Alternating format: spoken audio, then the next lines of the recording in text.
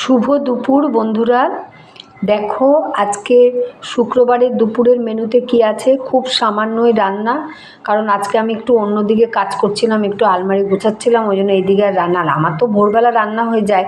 মাছ এনেছে, পরে ট্যাংরা মাছ এনেছে, তা আমি আর রান্না করিনি, এই বেলা রাত্রিবেলা করব।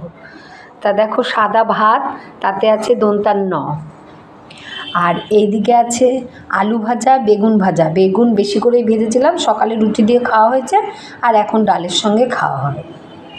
আর এখানে আছে বিট গাজর ভাজা। বিট গাজরটাকে তোমরা এভাবে জানি না কে খাও, যে করে খেয়ে দেখো, ভালো লাগবে।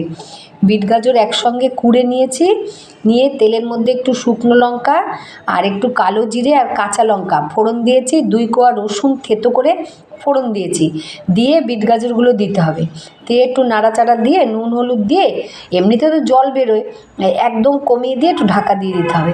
তারপরে নামানোর সময় যারা মিষ্টি খাও তারা একটু মিষ্টি দেবে, আমরা তো মিষ্টি খাই না, আমরা একটু ঝালই খাই। তারপরে একটু নেড়ে চেড়ে জলটা টেনে গেলে নামিয়ে নেবে, দেখবে খুব সুন্দর লাগে। আর বিট গাজরতে এমনিতে খুব ভিটামিন থাকে এর মধ্যে, ছেলে মেয়ে কেউ খেতে চায় না, এইভাবে রান্না করলে ওরা সবাই খায়। একদম পুরো লাল শাক যেরকম লাগে সেই রকম হয়। খেয়ে দেখো করে, খুব ভালো লাগবে। আর এখানে আছে মুসুরির ডাল টমেটো দিয়ে, আজকে আর তেঁতুল টেতুল কিচ্ছু নেই, টক।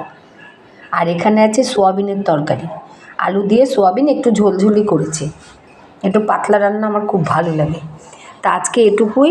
সবাই ভালো থেকো, আমার পাশে থেকো। যদি রান্নাগুলো ভালো লাগে একটা লাইক কমেন্ট শেয়ার করো। টাটা।